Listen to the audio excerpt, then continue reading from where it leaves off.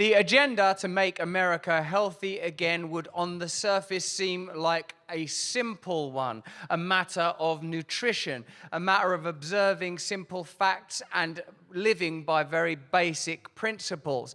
But already the answers that you have given afford us an insight to the levels of corruption that exist within the institutions that primarily, it seems, curate and control existing interests and prohibit the kind of change that both of you are alluding to and outlining. The 2016 version of Donald Trump definitely, it seems to me, as an outsider, benefited from a kind of fatigue, weariness, and anger at corruption and centralized power. Now we find ourselves in 2024 with new alliances and new opportunities. It seems that people that loved Donald Trump in 2016 will still love Donald Trump now. People that would declare themselves members of the MAGA movement are likely to vote for Donald Trump in 2024. In particular, it seems that we have an obligation to address people that have to make the journey that you have made, Tulsi Gabbard, from entrusting in the goodwill and the good faith of the Democratic Party to diagnosing, as you have done, that it is now a party of warmongers. As Bobby has alluded to just then, a party where people are able to use niceties, mundanity, and banality, all curious words that we associate with neutrality, but perhaps bear the hallmarks of something more nefarious and insidious, a deep, deep darkness that can be veiled by bureaucracy, rationalism, materialism, and managerial conversation. I wonder, Tulsi, how we appeal to people that still feel a kind of almost allergic reaction to the kind of nationalism that defined the first incarnation of Donald Trump's candidature to include something that has the spiritual depth to confront robustly the type of fear that was pervasive during the pandemic and perhaps was almost a trailer and preview for the way that authoritarianism can be managed and asserted. What is it that you invite the people that are supportive of Bobby Kennedy, that are excited by you joining Donald Trump? What in particular do you want to draw their attention to? Not only, but definitely in terms of policy with regard to making America healthy again, but the spiritual principles and values that might also be called upon. That's my question. I'm Russell. I'm from England. Did you catch all that? I've been on your podcast a few times, and I just appreciate very much your thoughtful and comprehensive analysis of not just taking things on their face, but really pointing very correctly to the most important thing, which is this spiritual foundation. And, you know, when we talk about Make America Healthy Again, it is nutrition and it is health, your physical health and well-being, but it is also so much greater than that and encompasses so much more than what we are doing and how we are caring for ourselves and our loved ones as individuals. So to answer your question, Russell, two main things that I would encourage people to look to is, first of all, look at what President Trump has talked about in conversations that both Bobby and I have had with him separately, but also things that he's said publicly numerous times in different interviews, different podcasts. When he's asked, how would you do things differently? He admits that he had a lot of bad people around him before. That when he won the election, he was confronted immediately with a very urgent task of staffing an entire federal government. He took the advice of a lot of people who are the swamp creatures of Washington, telling him, here's who you need to have in this position, here's who you need to have in that position. And I know for a fact that these people were doing this and being very nice to him and very kind to him and trying to get on his good side in order to maneuver into place with the sole purpose of mitigating what they viewed would be his disastrous effect on the country, i.e. him getting in the way of the military-industrial complex.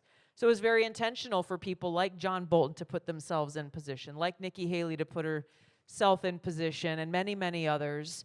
I know I was serving in Congress on the Armed Services Committee at the time, and there were a number of examples where President Trump publicly gave a very clear directive of a clear action. And we had both political appointees within the State Department, as well as uniformed officers within the Department of Defense who behind closed doors for a long time said, we're slow rolling it, we're blocking it, we disagree with his decision and his directive, and so we are trying to roll this out for as long as we possibly can and just not tell him that we're not doing what he told us to do. And for me, whether I agreed or disagreed with President Trump's decision, that infuriated me because that directly goes to the heart of our democracy. What good is it if we go and vote for someone for president only to have a bunch of appointees and bureaucrats go and block the person that the American people voted for? That's not how this process works. So President Trump, and then of course, you know, one of these guys in particular who was dealing with Syria and Turkey and different parts of the Middle East, a guy named Jeffrey James, he came out publicly while Trump was still in office and was touting to the press that he was doing the exact opposite of what President Trump told him to do. And of course, he got a bunch of attaboys and pats on the back for protecting the country and the world, in their words, from Donald Trump. When really what Donald Trump was trying to do was prevent war and bring our troops home. That's what he was trying to do, and that's what they were trying to block him from doing. President Trump has learned many important lessons from that first term in office, and the fact that he has welcomed our support, and not only welcomed it in the sense of words, but the fact that Bobby Kennedy and I, as we speak, are actively helping to choose the right people to staff the government. Should President Trump get elected,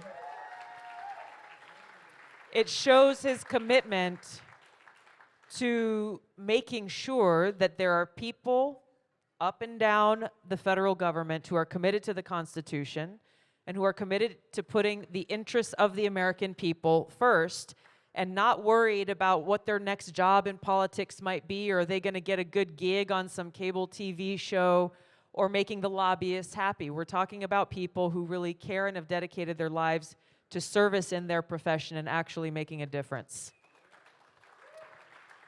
The second thing I'll just mention briefly, Bobby, and I think you're going to talk about this too, is for those of your friends or your family or people who you know who just can't imagine themselves voting for Donald Trump, I encourage you just to share the facts and the realities of the disastrous policies that we are seeing and how they are impacting our everyday lives all across this country, whether it's the cost of living and the cost of fuel and high interest rates and high mortgages and all of high insurance rates going down the line. But fundamentally, as Russell talked about, as we've talked about, fundamentally, how our free speech, our fundamental freedoms are being taken away, and they're being taken away in the name of, don't worry, we know what's better for you more than you do. We, the government, are going to protect you from yourselves and from others. And once we lose those freedoms, we will lose our country. Russell, yeah, no, I did a fireside chat with Tulsi last night in Michigan, and we've been traveling all over the country together, and every time I'm on a days with her, I feel so privileged, and I have this deep yearning in my heart that this, just thinking about how much pride we could all have if this was the first female president of the United States. True. And I tell her that. I tell her that every time I talk to her. I'm just like I'm an unembarrassed fan of hers, and I love to listen to her wisdom, her commitment. I wish we had somebody running in the Democratic Party, in my old party, who was able to articulate their views, who was able to express them with passion, who was able to outline a blueprint of a path back toward the idealism, toward making America again a moral authority around the world, an exemplar of democracy around the world, and articulating to the American people that vision in a way that is unafraid, that's not scared of conflict, not scared of conflicting views, not scared of debate, not scared of unscripted interviews, that can talk to anybody, anytime, and go toe-to-toe with them and could do the same thing with the most accomplished leaders anywhere in the world. I would put Tulsi up against any world leader today. And I think it would make us all proud to be Americans. I want to add something first to what Tulsi said. The incoming president is going to have to make 14,000 appointments. And President Trump has done something. He made this mistake before, which he admitted. He said, I appointed, because under this bad advice, I appointed a lot of bad people, and that's a quote.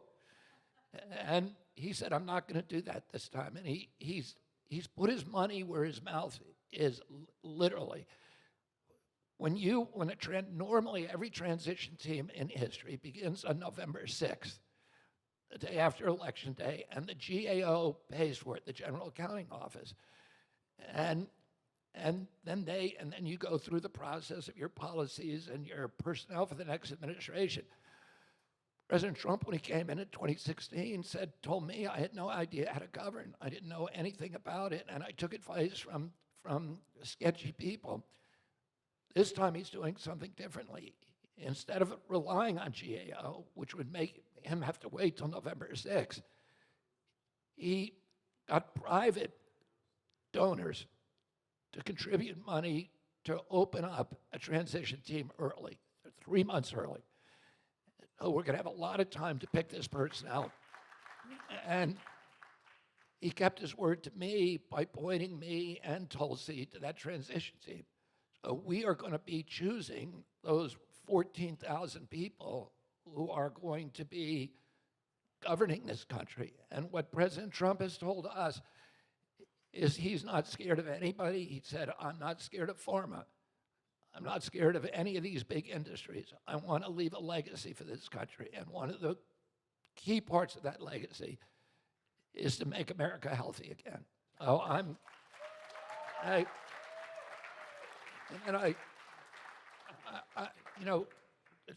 Russell began this question by talking about the rise of nationalism around the country, around the world.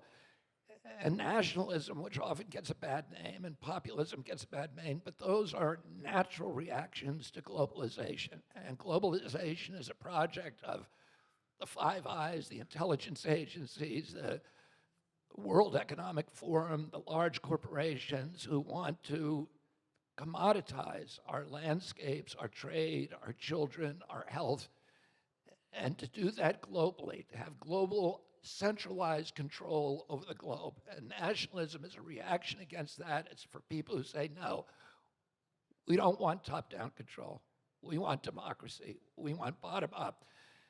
And that's the way that we're going to restore democracy. And the Democratic Party has now become the party of centralized control.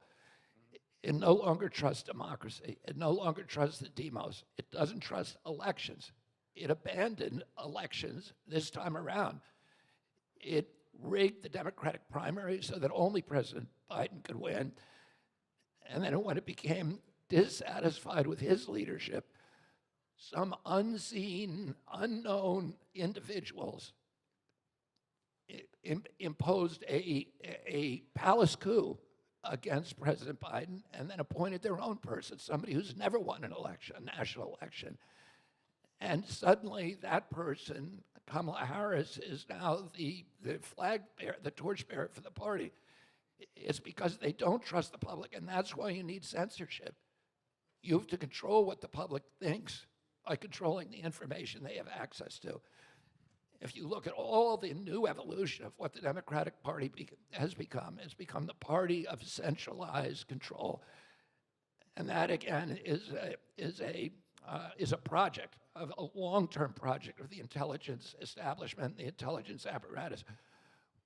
We've been asked to change, for example, health policy.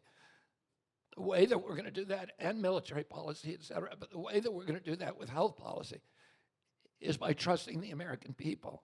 The American people, yeah, exactly. The American people, they comply or they hear and listen to clinical guidelines. When the Surgeon General told the American people to stop smoking, there was a huge drop in smoking. When the medical establishment told them to take COVID vaccines, they did it. When the medical establishment told them the food pyramid, they obeyed it. If they get good guidance, they've gotten perverse guidance, but if they get good guidance, they're going to do it. They don't have to be ordered to do it. And the mechanism for imposing that centralized control is Medicaid. If you are diagnosed with diabetes, for example, the prescription, the clinical guideline says metformin and Ozempic. And that's all you're going to get, that's all they're going to pay for. In Europe, they don't do that. They allow individual doctors to prescribe individualized care for patients. And most of that care, the guidelines that they hand out are not for drugs, but they're for changes in diet and exercise. And their national health ministries will pay for that. And Medicare in this country, Medicaid, should be paying for gym memberships and for good food. The guidelines that they're now considering for Ozempic will cost $1,500 a month for this drug. And if everybody who is qualified, 74% of our population is obese or overweight and would qualify, that would be $3 trillion a year. A tiny fraction of that, we could buy organic meals, 3 meals a day for every man, woman, and child in this country. And so that, that all of the policies that we're talking about and thinking about and talking with the Trump administration, with Trump insiders, are all about restoring democracy and restoring choice, informed choice to the American public, and doing that by decorrupting the agencies and actually giving good science so Americans and doctors have access to it, and then allowing them to make individual choices that the government will then support.